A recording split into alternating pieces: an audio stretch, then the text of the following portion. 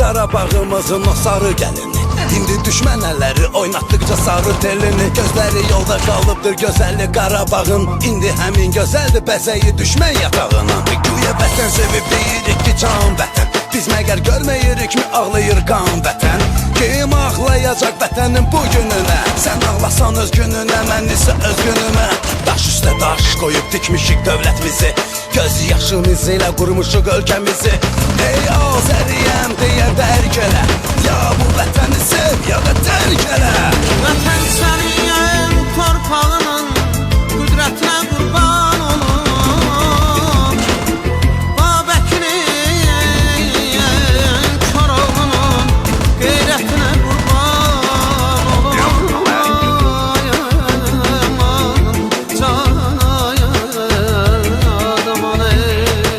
Fərqi yoxdur xaraba ya da abadlıq.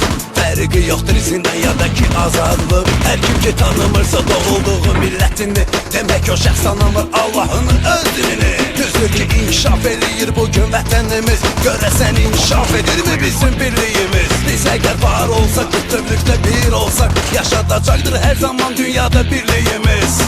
And içirəm, biz də and içirik. Sevəcəyik biz ana